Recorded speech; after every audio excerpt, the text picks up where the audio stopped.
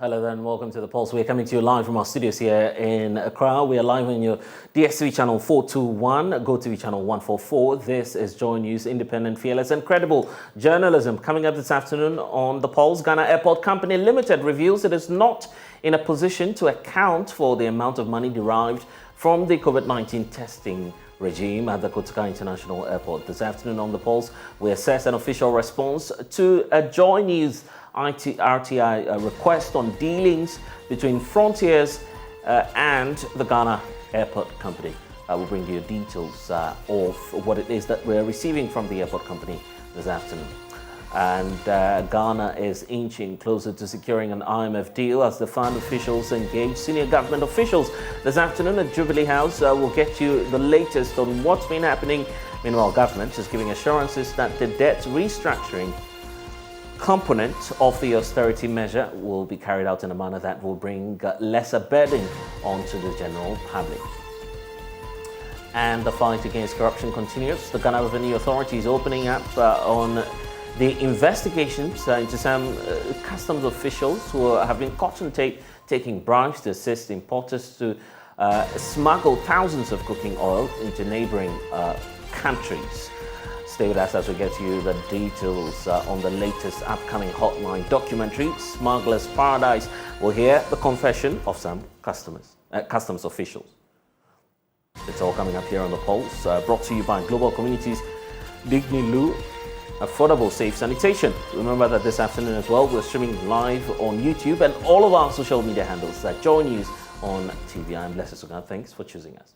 And this afternoon, the Ghana Airport Company Limited says it is not in a position to account for the amount of monies derived from the COVID-19 testing regime at the Kotoka International Airport. At the peak of the pandemic, concerns were raised in Parliament over the lack of transparency in the award of a contract to private firm Frontier Services Limited to carry out testing of all persons arriving into Ghana at the time. However, till date, we do know that government has had difficulties providing clarity on the terms of that contract in the wake of the reports that the country could be losing serious revenue at the airports. Well, given the disparities in the figures, JoyNews decided to take advantage of the Right to Information law, and joining us via Zoom now is Josefa Kablea, a court correspondent who's been taking a look at some of the shocking details we're getting right now. Joseph, let's get to it. Let's start off from the issue relating to why the airport company is not opening up on the actual figures and how much we've received in terms of the testing at the Kotoka International Airport. Joe, first of all, what's the reaction from management to that? And so first, we sent the request to the Ministry of Transport. We had wanted to find out that particular information. And so first, it had to do with the contract, the specific contract that was an issue, because you recall that when the matter came up in Parliament, the Minister for Transport did assure Parliament that it was a document that he was prepared to make available to Parliament. And he actually even indicated that during his vetting, it was one of the requirements was that he makes that document available to Parliament. And he said that he had it with him when he came for the vetting. And so it was information that he could readily provide to Parliament. And so we wanted a contract for that particular agreement in terms of the Ghana Airport Company Limited and the Frontiers Health Services. So that is the first piece of information that we wanted. The second one had to do with a chronology of the processes that led to the selection and award of the contract to Frontiers Health Service. The third being the reasons for the selection and award of the contract specified above. And the next one is the total amount of money generated from COVID-19 testing at the airport from the inception of this agreement with Frontiers to date. And this piece of information we felt the ministry could provide because the Ministry of Transport in June told Parliament that a little over $1 million had been made specifically from the payments that Frontiers had made to the Transport Ministry. And so it meant that the minister again indicated that out of every $150 that was being paid by travelers or persons who were coming into the country, $10 of that amount goes to the Ghana Airport Company Limited. And so we felt that if this is information that or amounts that they are supposed to give to the Ghana Airport Company Limited, it will mean that the Transport Ministry and government and the Airport Company Limited should be in a position to tell us how much, because they should be able to know how much the company has made in total before they will be able to know how much is their portion. So, I mean, you can't just take the money. You need to know how many people have come in, how much you've charged them, and how much we deserve to take as well. And what's intriguing has got to do with the amount of money involved. We could just bring some of the, the excerpts of the response we're getting through from the Kotoka International Airport, particularly, I'm referring to the Ghana Airport Company Limited, in terms of what management has got to say about the money itself, the amount involved in all of this. So here we go. First one, indicating that the agreement between the Ghana Airport Company Limited and Frontiers Health Services contains information, first of all, of a nature which is exempt under Section 10 of the Right to Information Act. We'll get to that shortly, Blay. Then we also know that there's the issue that the Ghana Airports Company Limited is not, first of all, in possession of the chronology of the processes that led to the selection and award of the contract to Frontiers. Understandably so, you were pointing to the fact that the Transport Ministry may have been in charge of that process. So here we are, because when it comes to the money, point 4 is now giving us some clarity as to what the position of the Ghana Airport Company Limited may have been. They're telling us that they are unable to confirm the amount of money derived from the COVID-19 testing, because passengers paid directly to Frontiers Healthcare. That's the response we're getting, Blake. Yes, and that is the explanation. The reason we had asked was, in June, the minister said government earns $1.16 million in royalties from the airport's COVID-19 test. That is Kweku for Isiam, and that's what he told Parliament. And he indicated that this is an amount that Frontiers had paid the Ghana Airports Company in total. And so our argument was that the ministry should be able to tell us this particular piece of information. They should be able to provide that. The ministry then redirected our request to the Ghana Airports Company Limited to say that, they believe that this is information that is in the custody of the Ghana Airports Company, so relating to the contract and the said payment as well. And so we were directed there. And now we are hearing from the airports company that it's an amount that they cannot provide. And our confusion in this particular instance is that, they are supposed to pay you $10 out of the $1K that they were charging. And so how are you determining that $10, your share of the total amount, if you do not know what the total amount is or how many passengers have been coming? And that is information that we believe that should be in the custody of the Ghana Airports Company. Interesting points there. How do you respond to point 1, for instance, and we could just look at that. Point 1, touching on the issue about Section 10 of the Right to Information Act. Right to Information Act, which obviously Section 10 that they're referring to. Help us understand that. Section 10 has got to do with some exemptions. So if there are exemptions, looking at the category of exemptions that we have under Section 10 of the Right to Information law, which specific part do we suppose that the airport company may be referring to? Because I'm having a hard time pointing to the exact portion they may be coming under in this case. Our confusion is very similar to the one you're expressing as well. And so we can look at Section 10 broadly, and Section 10 indicates that information is exempt from a disclosure to official publication where A, the information contains trade secrets or financial, commercial, scientific, or technical information that belongs to the state or public institution, and the information has monetary or potential monetary value. We are not clear in our mind what trade secrets could be contained in this particular instance. It's an agreement between the Ghana Airport Company Limited and Frontiers, allowing Frontiers to undertake testing, COVID-19 testing at the airports. We do not know what form of trade secrets could be in this particular document. The second one says the disclosure of information can reasonably be expected to cause a disruption of business or trade in the country. Again, information that can reasonably be expected to affect the integrity or stability of the financial system. Another one here has to do, information contains criterion, procedure, position, or instruction that relates to negotiations being carried on or being carried by on behalf of state or public institution, the disclosure of which shall be injurious to national security. and economic development. And the final one here, information contains questions or methodology to be used in an examination, recruitment, or selection process, and the release is likely to jeopardize the integrity of the examination, recruitment, or selection process. And so, I mean, because they didn't even narrow it down to what specific concern they have under Section 10, for which reason they believe is exempt, it creates a situation where we cannot even understand that. And so, this is a matter that the research team and the journalists team decided that we are going under the law to go to the Right Information Commission, especially because in this particular instance, ordinarily there should be a review process that goes to the head of the entity. But in this particular instance, the response came from the managing director for the Ghana Airports Company Limited, who ordinarily will be the recipient of the review request.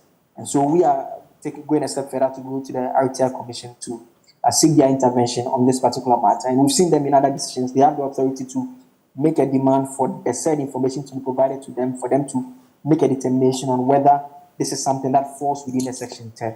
And so that will be the next line that we'll be pursuing on this particular matter. Joseph Akable with our research desk, giving us the latest on this. Let's bring through some of the anti-graft agencies. Joining us now is Adam Senanu, co-chair of the Citizens Movement Against Corruption. Thank you, sir, for your time. I'm just intrigued by what we're learning from the Ghana Airport Company Limited. Point one, touching on Section 10 of the RTI. It appears that the hopes that this was going to be a piece of legislation that will shine light on government contracts and other dealings of public agencies is not beginning to yield the desired results, you agree? Because many could hide under Section 10 and simply go scot-free. That's happening in the case of the Airport Company Limited. What do you think?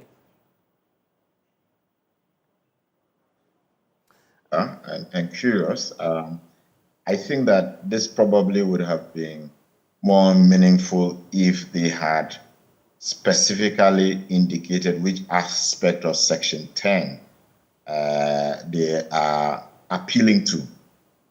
Is it trade secrets? Is it disruption in business? I mean, a little more specificity would have allowed us to be able to wrap our minds around it and say, okay, this seems to have a logical basis. As it is, it appears that we need to go a step further, and kudos to you. This is part of expanding the frontiers of democracy, that we have institutions and groups that don't give up, but we test the law, we test the processes. So we need to go back and say, what exactly are you talking about? What trade secret could you be talking about when it's testing of Ghanaian citizens? And we know what they were using. It's global knowledge. So really, really curious, especially when you have the minister able to tell us that 1 million Ghana cedis was made out of it. If it's $10 for every 150, we're supposed to go to then say that, therefore multiply it by, 15 or 150 to get the exact amount. It's really strange. And these are the kind of things that begin to make people very suspicious of what may have transpired. But then, to be fair to the Ghana Airport Company Limited, they have a supervising agency. Well, it may be a quasi-state institution, yet it will definitely come under the Transport Ministry. We've heard from the sector minister provide some, not necessarily clarity, but some sort of answers to some of these issues surrounding the award of the contract. It appears that the fault may be from above, quote unquote. It wouldn't be too surprising. I don't know whether you should use the word fault. Perhaps you want to say the influence on the powers that be are influencing the response from GACL. But GACL has a lot of professionals, top-notch professionals. So that's why I said this response is a very curious one. It's probably a way of biding time and keeping neutral and not getting into any head-on collision with the politicians at the top somewhere. So, Mr. Akable and co, please proceed to go back to the commission and say they should investigate and establish whether this truly can come under Section 10. I'll be extremely surprised if eventually we are told that it does come under, because I see no trade secrets here. And I can't see how any business can be disrupted. They've been making their money and taking it away. Already we feel offended that it's only $10 out of 150. they are taking. It looks like a huge ripoff. But we would like to encourage you to go a step further.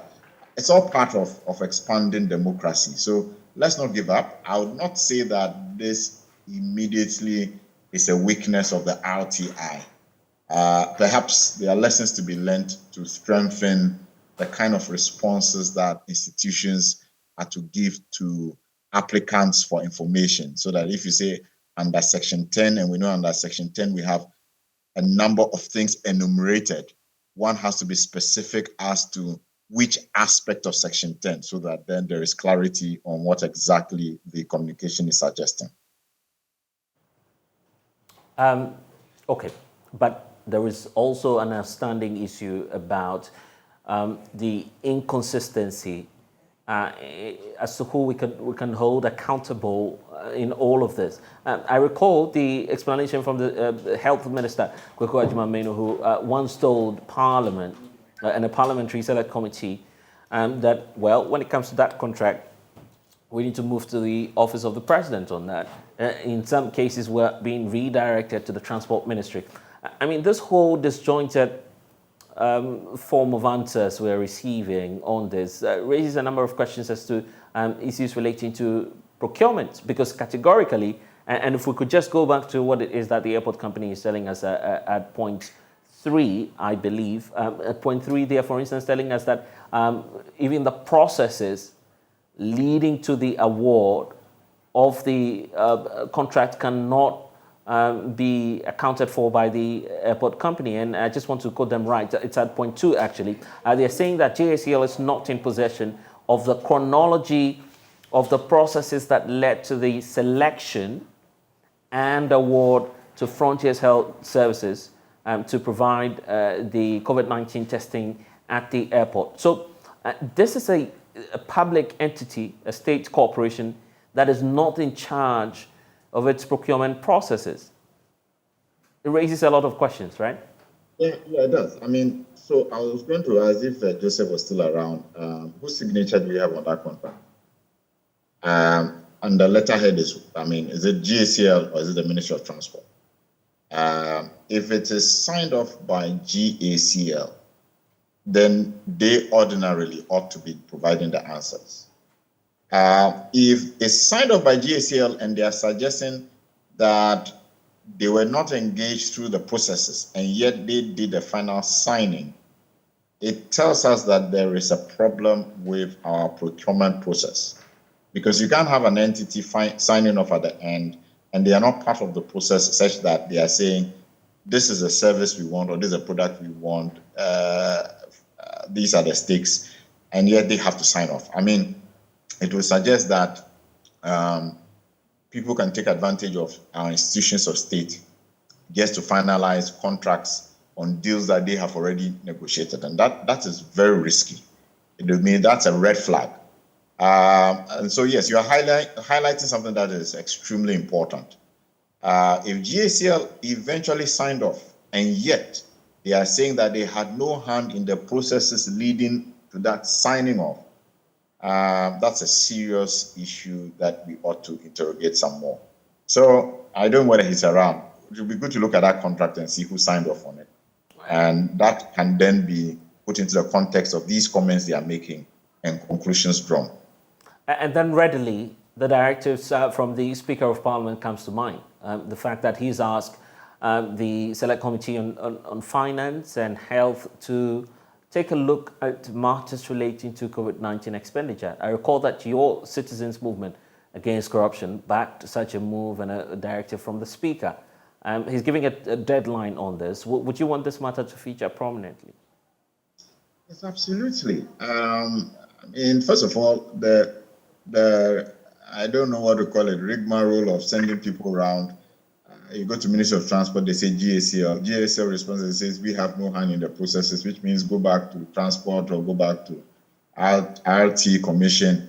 It's unacceptable, because all of us have an interest in ensuring that the resources of this nation are applied appropriately, that we can promote the progress of citizens. So if there's an entity providing a service and Ghanaians have paid money, good money, and we can't tell what proportion of that came in we say there's a trade secret on a testing whose formula is globally known.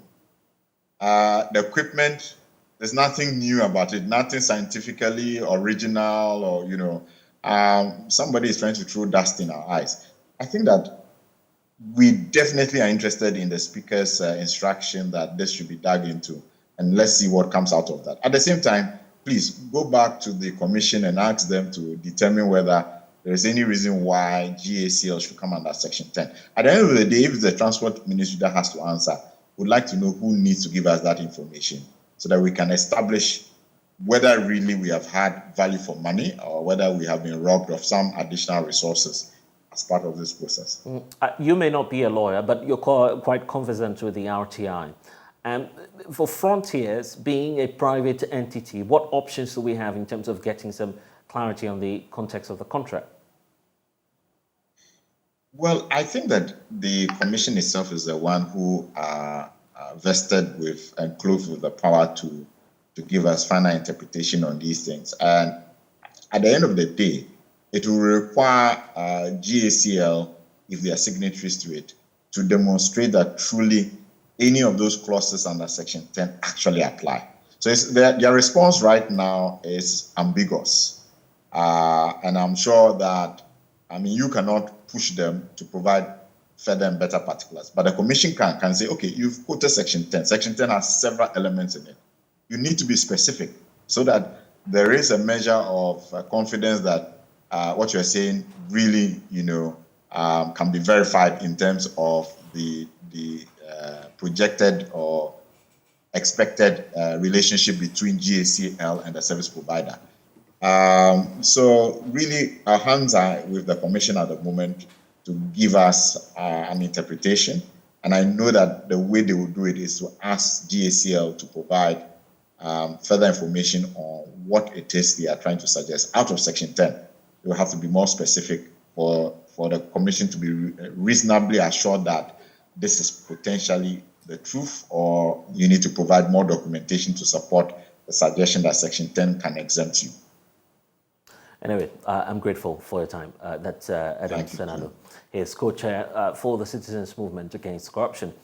Well, there's a lot happening today. For the next 12 days, starting today, government is seeking to convince the International Monetary Fund to support its homegrown program to actually address the defects in the economy. Actually, at stake now is a $3 billion request to salvage the Ghanaian economy. Presidential correspondent Elton Brobe is joining us now with the latest on ongoing talks, as we understand, which is currently underway somewhere around Jubilee House. And a lot has been going on in terms of the IMF deal over the weekend as well. Elton, take us away by first of all explaining to us where we are now and what we should be expecting. The information we have is that today's event is just a courtesy call on the president and then the vice president. So they will be telling the president their mission in Ghana. And then the real work will start from tomorrow. The Ministry of Finance, the Bank of Ghana, and other people who are related to the formulation of Ghana's program for the IMF will all meet. And then they will start the process of going through the documents, going through what the IMF wants to see, and then whether our program will meet the standard upon which a program can now be agreed with the International Monetary Fund. So today is obviously going to be just a courtesy call, and then they'll go into the real work starting tomorrow. But we've been picking some information, but we've been speaking to sources at the office of the vice president, and some who are very close to the finance minister. Our government main preoccupation is to get that credibility from the IMF. That is supreme. Beyond whatever government is seeking, including that $3 billion, what is of most important to government, as we have been told, is to get that policy credibility from the IMF. In other words, they want the IMF to tell the world that Ghana is capable of meeting its debt obligations. And once that is done, that will open the door again for Ghana to enter into the international market. We will also allow the ratings agency to now revise their downgrades of Ghana, bring Ghana up to a standard where Ghana can now be open to do business with various financial institutions across the world. So that is key, and that is fundamental whatever government is seeking to discuss with the IMF. The money, according to them, can easily be realized in the country. But the credibility that they require for the IMF is something that they cannot get. So they need this international body to help them get the credibility so that they can go into the open market. The expectation is that by the end of December, Ghana and the IMF will have come to a decision on the program, and then in the first quarter of 2023, the first round of $1 billion will come in. The real work is starting tomorrow, where they'll go into government papers. I understand that debt restructuring is one of the key issues that the IMF will require government commitments, and then also how government will also raise revenue to support whatever revenue is already in existence. And in the absence of the EW, which was, promoted to be an answer to Ghana's revenue gap, and the fact that it's not bringing in the desired revenue, what is the alternative? These are some of the issues that beginning tomorrow they will focus attention on. Do we have a sense if government will be making some concessions on issues relating to some of the flagship programs? For instance, the Free Senior High School project. It's come up really strongly, and there are fears that government would have to reform that program. So what's in the minds of the president now? We're not too sure, but what are sources telling you? So what we have picked on that matter is that even though Ghana may be going through financial difficulties, what I've been told from the office of the vice president, for example, is that government has not defaulted in the payment of any obligation before it. Public sector salary is going every month. Electricity is being provided 24/7.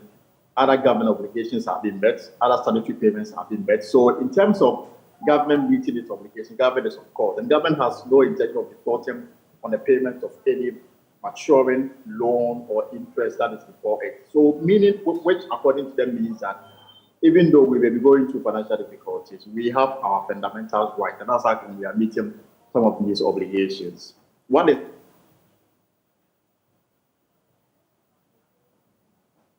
it appears we've lost our presidential correspondent, Elton Brovey there, but point quite made on what's happening as far as the IMF deal is concerned. We'll definitely get you some updates as to when we have it, but of course the IMF officials in town are likely to engage President Akufo-Addo in a few hours from now. Expect JoyNews to bring you some updates on that.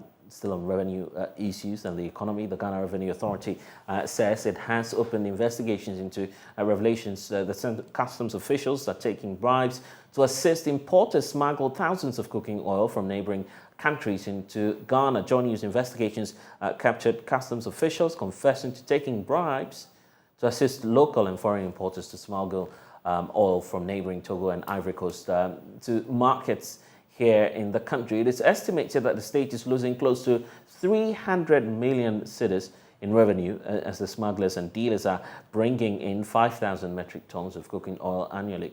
We can now hear from the GRA, but even before we do that, here are excerpts of that latest documentary capturing all of that to you. It's titled Smuggler's Paradise, and we can now bring you excerpts of that.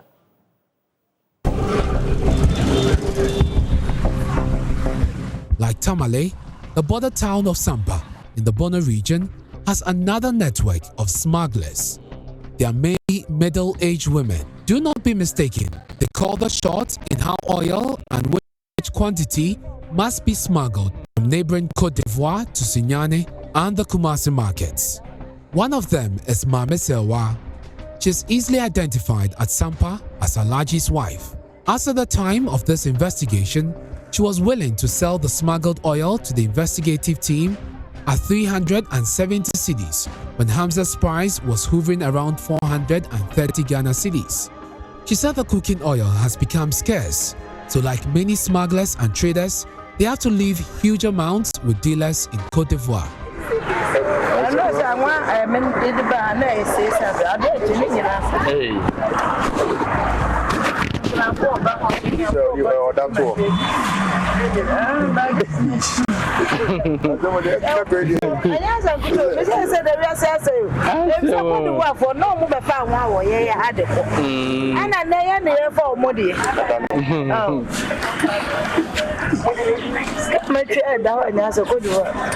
Hey, I know about committee.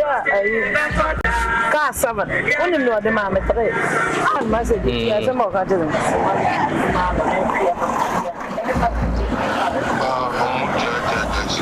So, what much is that?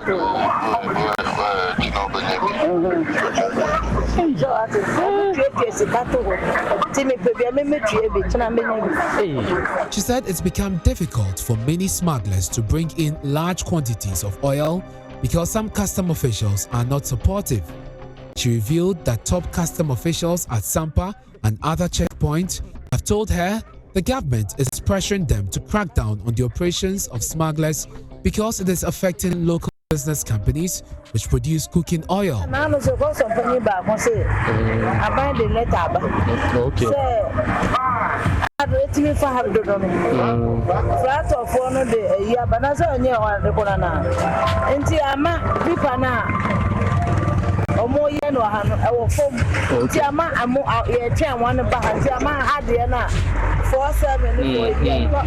But she works with some custom officials who support a smuggling business. She said these custom officials forge how much tax is supposed to be paid on the oil she brings into the country. Citing a recent example, she said she only paid 2,000 Ghana cedis for over 400 smuggled oil she brought in to the Sampa Cote d'Ivoire border. She paid 30 cedis on a gallon instead of 65 Ghana cedis. Oh, so no more here. There were no bet to me. Oh, okay. Into the people, no, how much you saying? Say, I will do and then you find 500 here, maybe. 500, okay, so 500. Say the other, okay. I'm a dear say 400. Okay. What's the more and the you or try not take. Okay. And they make me up. Oh, okay. Now, I say, we are out of care about what they say. Sister,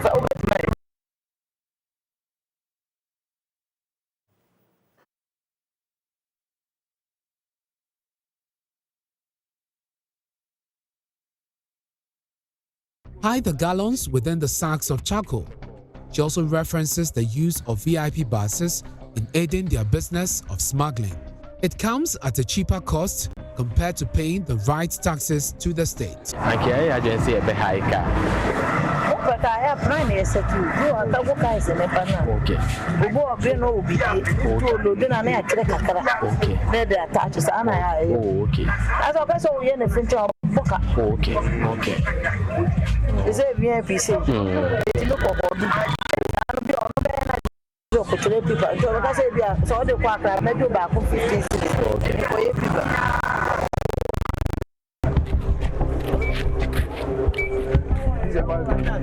Drivers who ply Sampa to trading communities in Ivory Coast play a significant role in this business of smuggling oil brands such as dinner to the Ghanaian market. One of such drivers is Ibi. He charges at least 10 Ghana cedis on each gallon he brings to Sampa. Into the bar, 1 gallon of charges 10 cedis. You can't buy 1 gallon. 80. 80. Which is then the trouble than a customs issue. Any problem? Say the because I was so mommy assurance the boss. Yes, sir.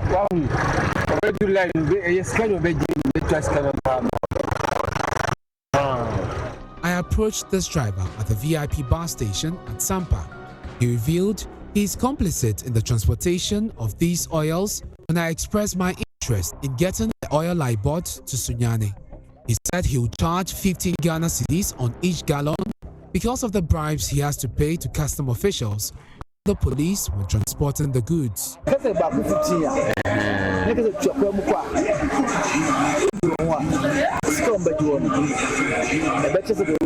The person who put a foot to the wall and you know, the enemy. Simply, fine. The enemy go. That's all one use guy. I know, but you can go to I don't know one antiquary one.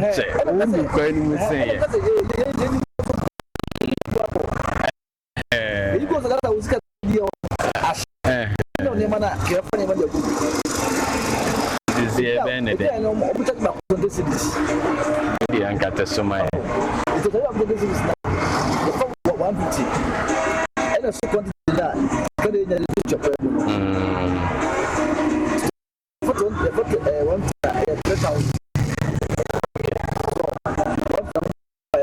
and so wanted to know you took your family not going to be anything. What the baby for 5 million?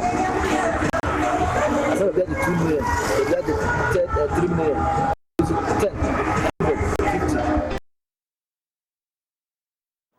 And be on the lookout for the full documentary. But for now, let's hear from the Ghana Revenue Authority, which says that it has initiated a probe into the revelations captured in that investigative piece. Will bring all officers found culpable to book. Let's speak to Benjamin Bakai, who's a senior revenue officer at the Customs Division of the Ghana Revenue Authority. Joins us live here via phone on the pulse. Thank you, sir, for your time. This revelation has obviously come as a surprise to us here at JoyNews. But for you, what's your initial reaction to some of the findings we're getting to learn of in this expose? Okay, good afternoon to you and your cherished viewers and listeners across the globe. I should say that the Ghana Revenue Authority, and for that matter, the Customs Division, is very grateful to your team, Joy, for bringing this revelation to us. And we see it as an opportunity for us to step up our anti-smuggling operation, which we have already begun and intensified for the recent past.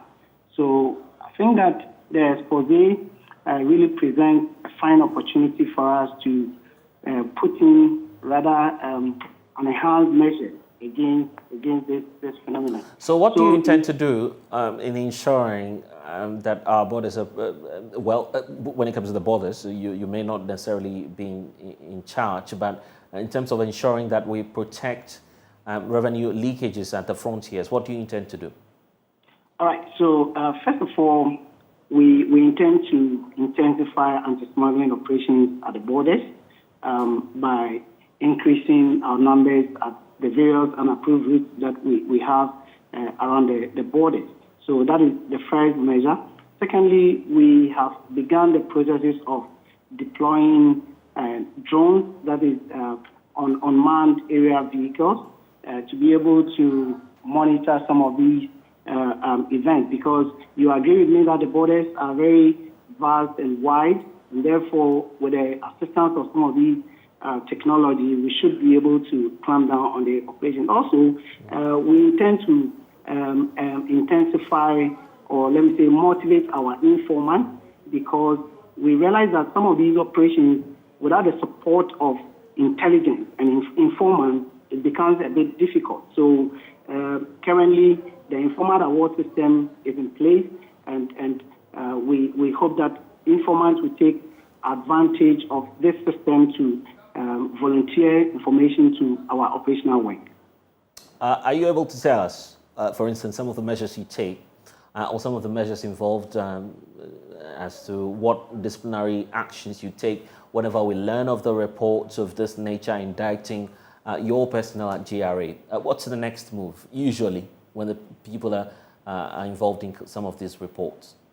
Okay, so currently we have a code of conduct that prohibits such indisciplined conduct from officers. So there is the Internal Affairs Department in place that enforces some of these code of conduct. So if I want to liken it, I would say, just like the police have got a pitch, we also have the Internal Affairs Department that is able to take up such disciplinary measures. And for this current expose, I can assure you that it's before the investigation team at the Internal Affairs Department, and hopefully they should be able to make inroads and bring officers who may be found to be culpable to book.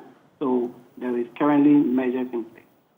And then how about the identity of these smugglers that have been captured in the documentary as well? Do you intend to go after some of these persons we're finding in this, learning of in this video? Yes, most definitely. We like I said, the intelligence wing of the Custom Division have taken up the matter, and all perpetrators of these nefarious acts will definitely be brought to book. If you will recall, the tax court has recently been activated, and we also have the prosecution department of the GRA who will help to actually prosecute such offenders. So we can assure you that anybody found within this documentary would definitely be dealt with according to the full rigors of law. Anyway, let's leave it here. Benjamin Bekai, Senior Revenue Officer of the GRA. And don't forget as well to catch Smuggler's Paradise, which will be airing today at 8:30 p.m. here on the JoyNews channel. To make a date with us when that goes live. You're watching The Pulse here on the JoyNews channel. We are returning after you listen to some of these messages. Please stay with us.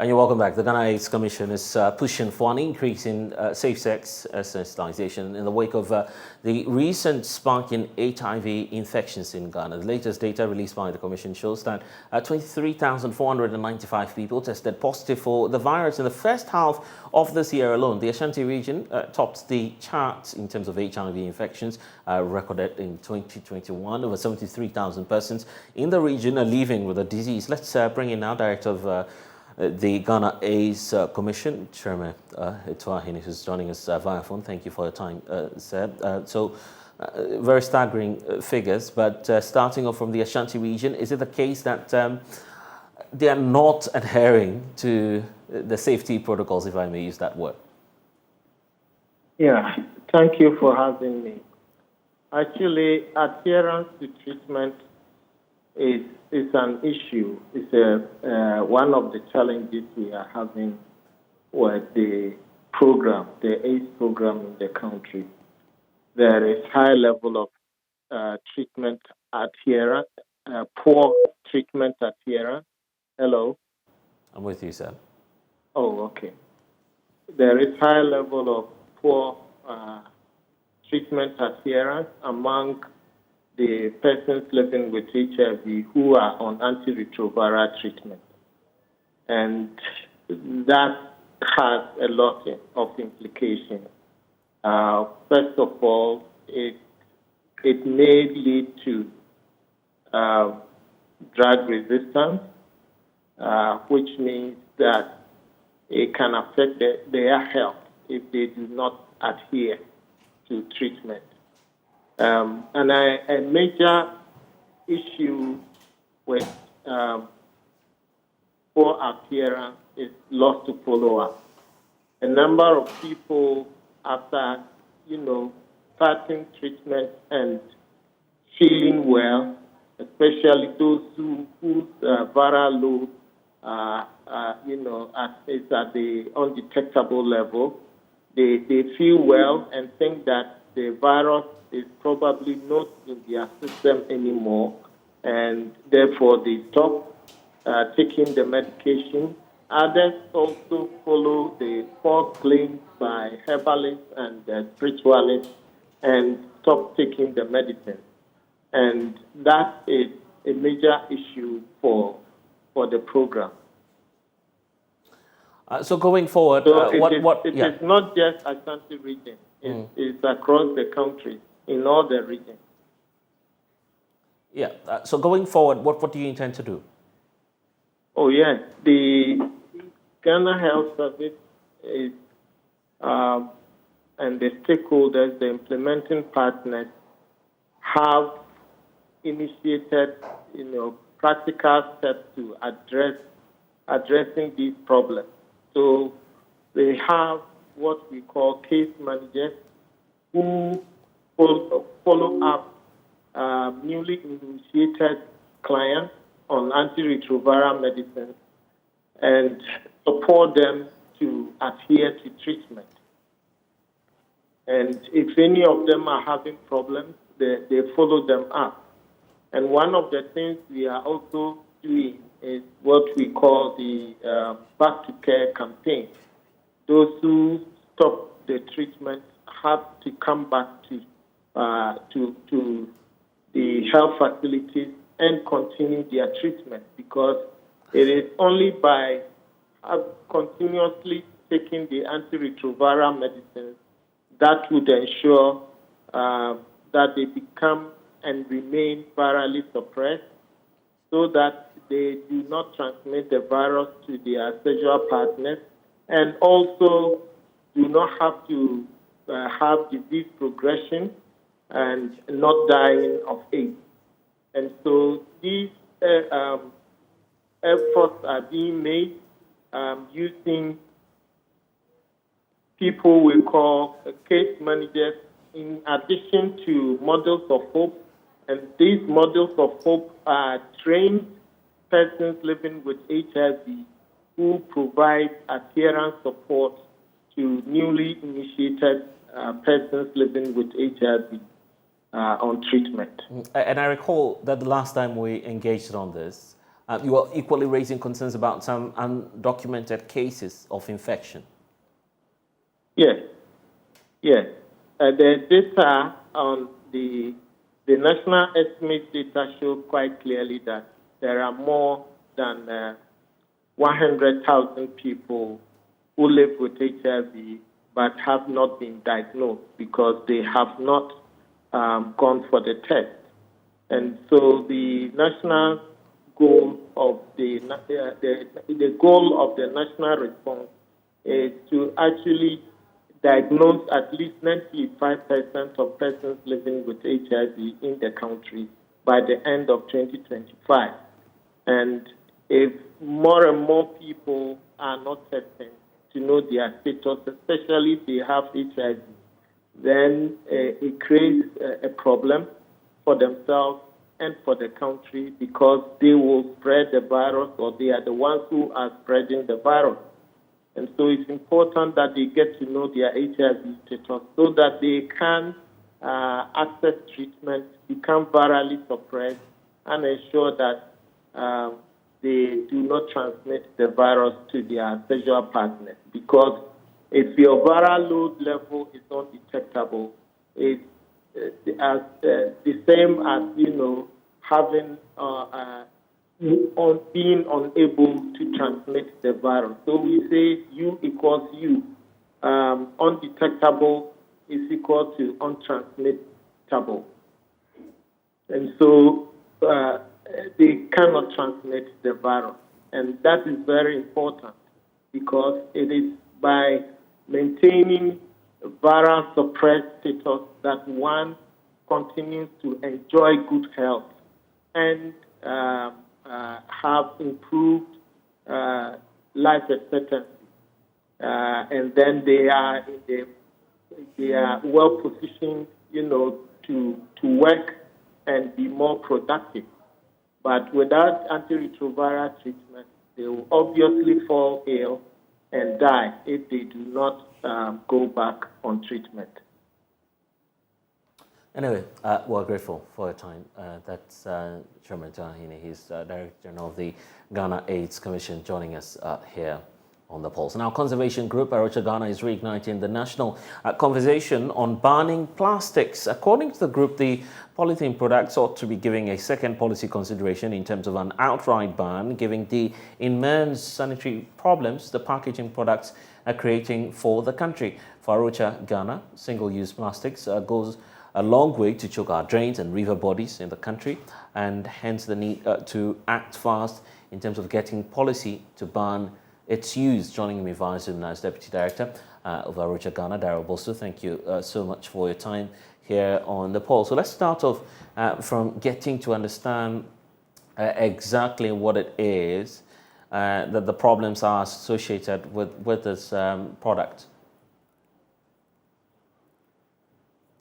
Well, so we'll definitely try and get Daryl Bosu on, but in fact they've been making some proposals as well, which far outweighs issues relating to just plastics as well. They've been calling for a number of reforms in terms of getting things done. So let's look at some of the proposals they've been calling for and other issues relating to the single use of plastics. We'll get that for you on your screens shortly.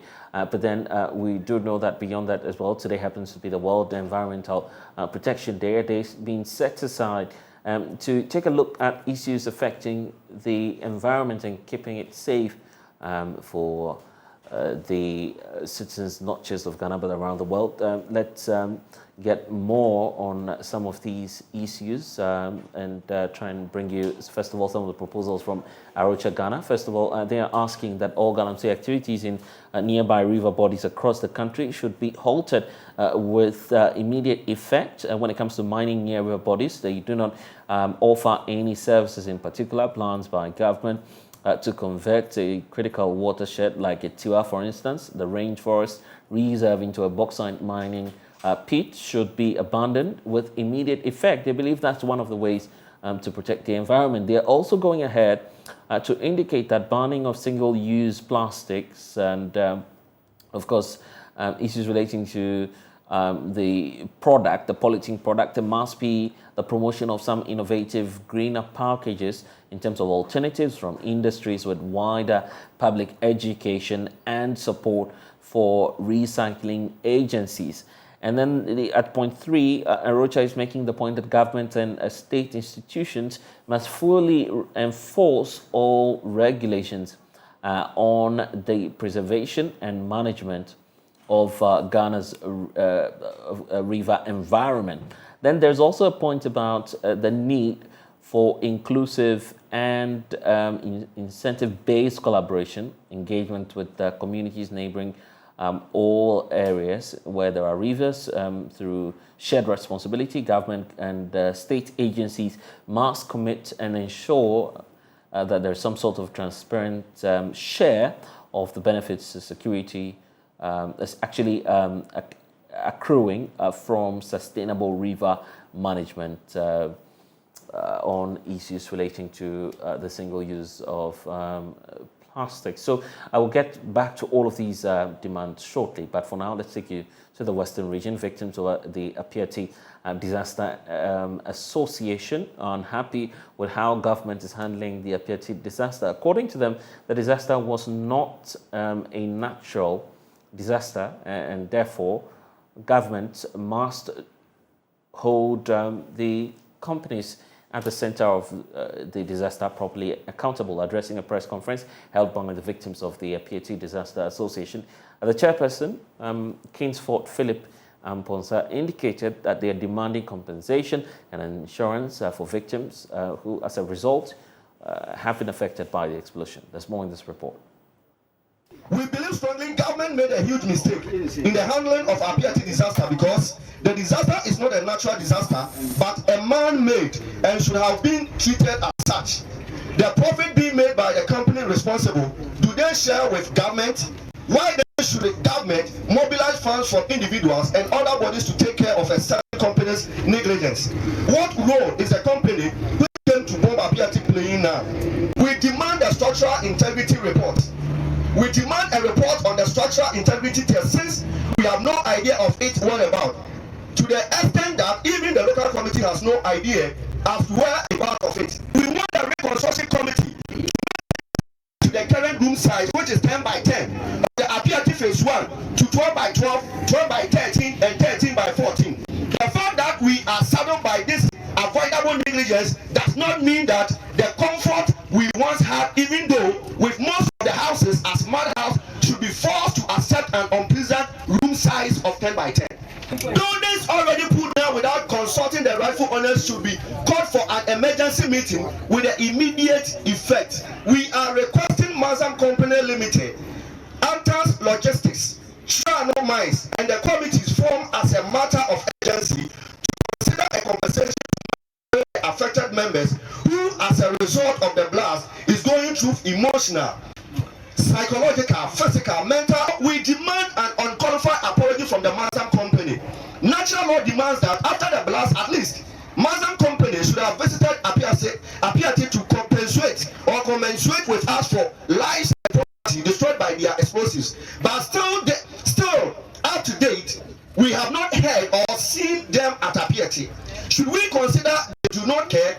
We want all our members who are still left to face the wrath of the rainy weather in the tent as a matter of urgency be relocated as soon as possible. We want a reshuffle of the local committee members at Apiati Relief Camp. This is because they are not transparent in the discharge of their duties. We have evidence to back this demand.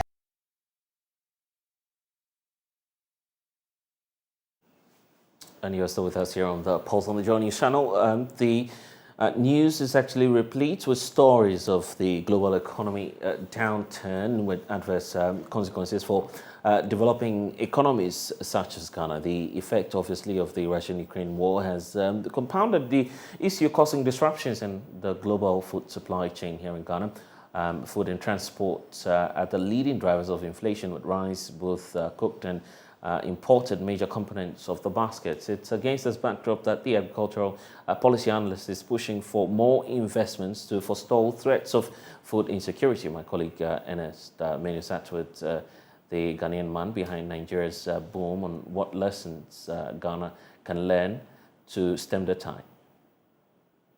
Bill and Melinda Gates and Kufuor came together. Kufuor Foundation was to handle the policy and the advocacy area. Mm-hmm. And then Bill and Melinda Gates was to do the technical aspect, mm-hmm, so that we be competitive. Once you are competitive, then you have enough argument to ask governments to listen to you and buy into it. And then President Kufuor sent me to Nigeria. That was the headquarters of the project. Mm-hmm. Then I went there. Then we started the whole show. When I went there, I saw the whole of the Nigerian rice growing areas, about 26 of the states. Then I came down and I sat down and I imagined a strategy, designed it, executed it, and then created what you are talking about. So what was the strategy that worked in Nigeria? Going on the ground, seeing what was available, what structures there were, what did you decide to do as the first step that would then begin the success story? I had a technical team working on improving the field issues. Mm. The field issues, we're talking about the seeds, the production cycle, water systems, mm-hmm, and the productivity. And then I was to work on advocacy. Mm-hmm. During my tour of the 26 states, I realized something very, very peculiar and very interesting and very critical for African agricultural revolution. Mm-hmm. That you need to work mobilizing the farmers into viable and vibrant groupings. Beyond the farmers, the other stakeholders, and then get a value chain established. And once you've got the value chain established, and we sit together like we are sitting together here, we decide the path that we want to chart. And then in it, I also got a realization. I need to work on the mindset of the people. Why do I say the mindset? Because, for instance, the input dealer who was selling the seeds to the farmer was selling fake seeds to the farmer. So right from the word-go, the farmer plant and nothing good will come out of it. Was this detected before you moved in, or this was part of your... Part of my exploits. Right. No, along the line when we were discussing, all these things were coming up. Some of the farmers, the input dealers, were selling fake chemicals and fertilizers to the farmers. Okay. So no wonder when I brought in the financial institutions, they were telling me, we can't do this because the farmers, we've given them loans after loans and they are not able to pay. So when we sat down and we discussed these issues with the primary people, then we came to a realization that if we can do this, then we can attract the financiers to come in. And I remember one of the meetings in Jigawa, very close to Borno State, where the Boko Haram people are. Then one of the development officers of the central bank told me, Honorable Odum, this thing that you are talking about, we have money in our bank for it. Because we have money for import substitution. And if it is right, if it is rice, we qualify. So when you go back to Abuja, do a paper to our governor. I'm going to send a message that you are doing this paper and need to be considered. It was that paper that I did that ushered in what Nigeria have as the anchor borrower project. And the anchor borrower project is simple like this. You are the mailer. I'm the input dealer. The man taking the camera is our Rice Farmers Association. So you, the mailer, you need about 2,000 of them to produce what you require to produce mail in a year. So the bank gives you money, but then the money is dispersed to him, the farmers, and to me, the input dealers. So that we, the input dealers, we are committed to provide certified seeds and certified chemicals to the farmers. And once our technical team was working on the farmers to improve their yield per hectare and per acre, definitely once the right inputs were being supplied, they were going to make it. So no wonder they moved from 1.5 to 3.5 and to 4.5 and even 5 metric tons per hectare. So what were the factors that were considered for settling on Nigeria as the initial country for the test? No, actually it wasn't only Nigeria. Okay. It was Ghana, Nigeria, Burkina, and Tanzania. So what happened to Ghana then? Ghana, we use a different method, and I keep on saying, the Ghana grape method doesn't work. This was also in 2014, around the same time? Yes. Ghana was doing the same thing.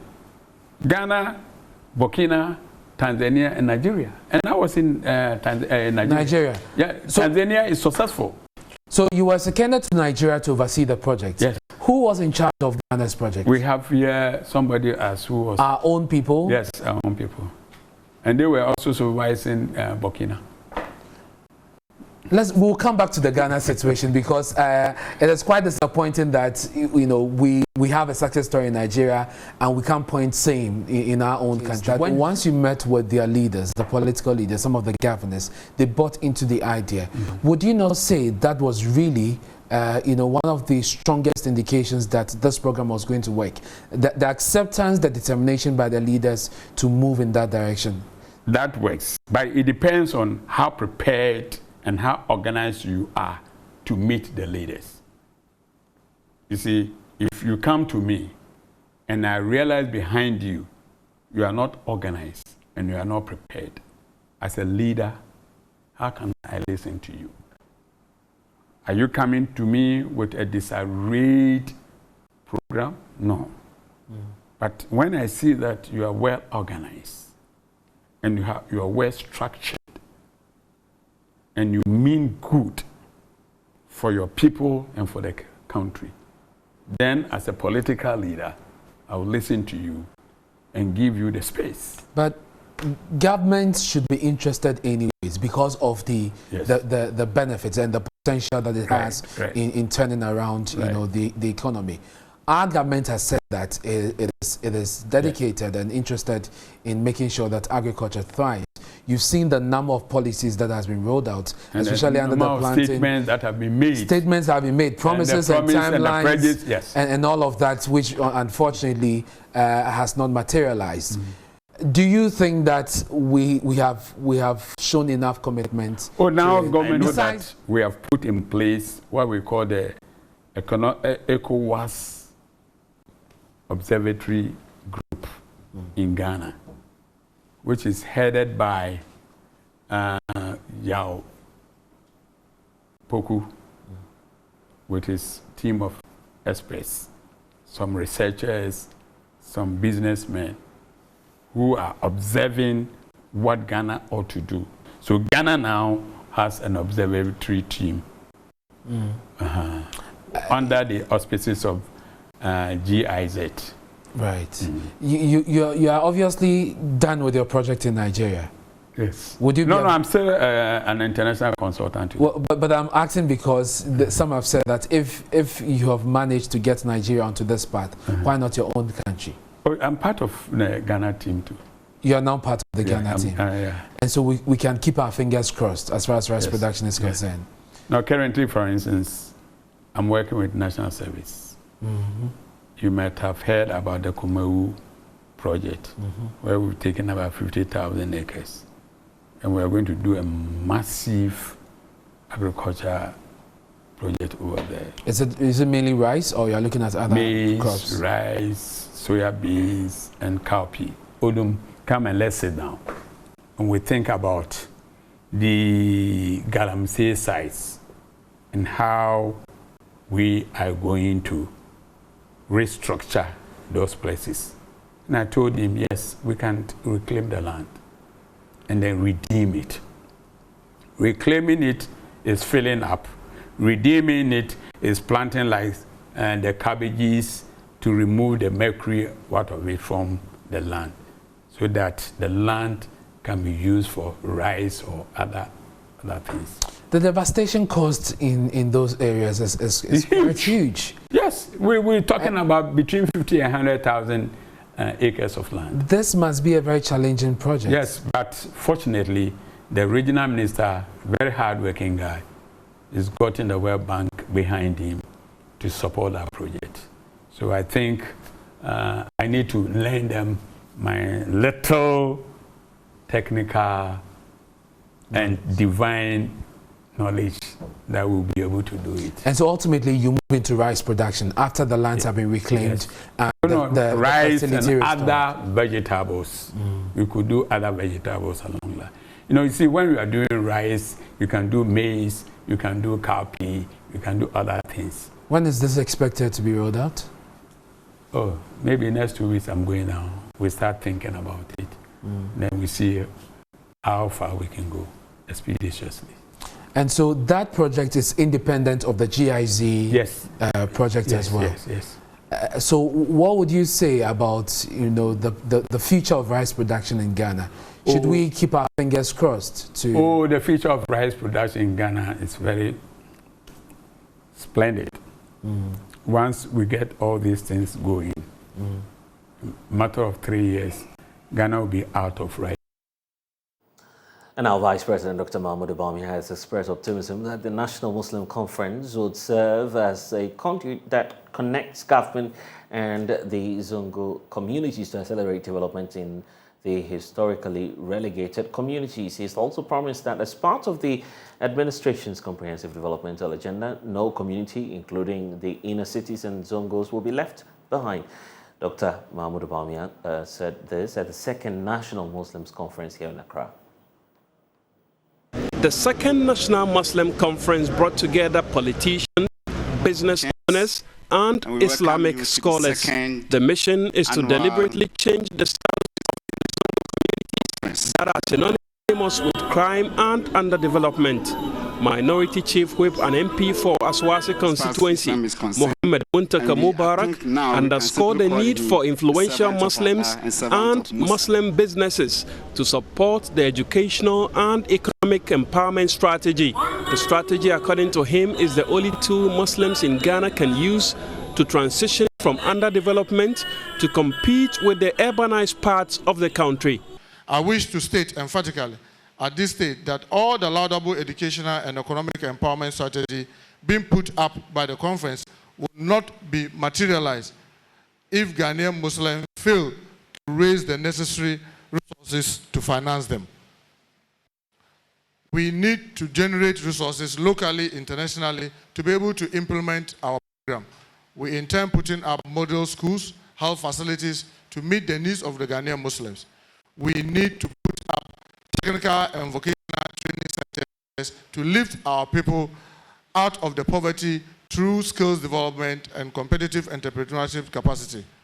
I want to take this opportunity to Vice President Dr. Mahmoud Bawumia, who delivered the keynote address, called on Muslim parents to invest in educating the next generation of Muslims to change the status quo. I am very much convinced that educating our people and empowering them economically with functional skills are the only realistic ways to alleviate our people from extreme poverty and underdevelopment. Indeed, several studies have established a strong link between education and social mobility. I believe that with the right educational policies and support for uninterrupted schooling, as we have implemented through the free TVET and free senior high school education and a guarantor-free access to loans for tertiary education, a child from any background in the country should not have any barrier for their development. He also urged the Muslim community to uphold the rich tolerance among Muslims and Christians in Ghana, which is the envy of neighboring countries. Doubt that Ghanaian Muslims and Christians are unique and are able to join hands and work together and excel in various fields from sports to politics. The beautiful spectre of a Jummah congregation around Nima, roundabout in Accra, extending to the frontage of a church premises, the site of the national chief imam in a chapel to exchange pleasantries with Christian leaders, and a Christian president teaming up with a Muslim vice president in the case of my boss and I, are some of the beautiful examples of what Muslims and Christians can do together at our workplaces, communities, and the nation. The educational and economic empowerment strategy is expected to be pursued aggressively by the conference, which will be held annually. And as part of efforts aimed at helping Ghana achieve its 10-year cashew development plan, which seeks to increase the country's cashew production of 800 metric tons in 2018 to over 300,000 metric tons in the next 10 years, is taking course as media in collaboration with the Ghana Standards Authority through its Farmers Economic Advancement through Seedlings project developed a new code for a practice of cashew planting material production. The new document, according to the country director for the MEDA, Robert Austin, would aid nursery operations and operators to produce healthy cashew planting materials, which would in turn improve the productivity of the commodity across the country. And Sabit has been taking a look at that. The Farmers' Economic Advancement Through Seedlings project, implemented by MEDA and funded by the Global Affairs Canada, is to, amongst other things, provide support to small cashew nursery operators to produce quality seedlings to meet Ghana's 10-year cashew development plan. Country Director for MEDA, Robert Austin, disclosed at a regional sensitization forum held in Techiman that the Code of Practice and its pictorial version is a framework for good nursery practice which would aid nursery operators to produce healthy cashew planting materials in Ghana. One of the focus of the FEEDS projects, as you can see from its name, Farmers' Economic Advancement Through Seedlings, was to improve access to quality planting material. Now we identified existing small enterprises, popularly referred to as nursery operators, who were already within the cashew value chain, and improved their infrastructure as well as gave them training on best nursery practices, and to have a lasting impact on the industry. MEDA Ghana engaged the Ghana Standards Authority to develop a code of practice for cashew planting material production. He further noted that for Ghana to achieve its plan of producing 300,000 metric tons of cashew within the next 10 years, there is the need to produce quality seedlings, hence the need for a good reference material. As far as we are concerned, it has not been enough to engage in a few days training and to leave them to their faith, but to give them a good reference material so that they can continuously maintain a high level of practice. Robert Austin was, however, quick to note that the 26 trained nursery operators will extend their knowledge and skills to others to enable Ghana meet its demand for quality seedlings within the next 10 years. By training some 26 nursery operators, we believe that out of these 26 would grow other nursery operators, so that the challenge of getting supply of quality seedlings will be completely eliminated over time and ensure that Ghana sustains a high productive cashew industry. Some of the participants highlighted some of the importance of the workshop and are thankful to MEDA for the engagement. Adams Al-Hassan is the chairman of the Nkranza North Cashew Farmers Association. I've learned a lot with the experience in the meeting. What I saw is there's one thing we the farmers will have to experience. How you will be taking the nursery, the truck or any type of machine you take it to site.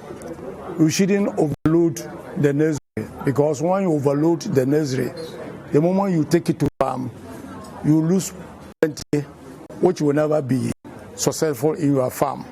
Chairman of the nursery operators, Patrick Tibia, on his part, thanked MEDA for the introduction of the Code of Practice and asked that it will serve as a guide through their operations.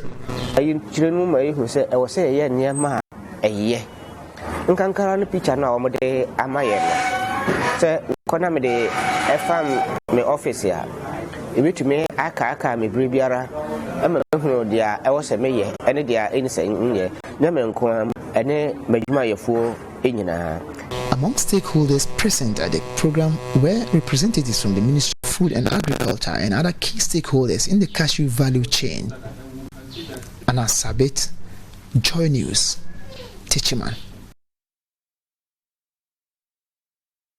And it was a poor performance when it came to the turn of the Black Stars playing against Brazil as part of the friendlies ahead of the World Cup. but they have another opportunity in the next 24 hours as they play Nicaragua. A lot of Ghanaians are upbeat about the game and also at the same time wondering what may be the performance of the senior national team this time around going into the game.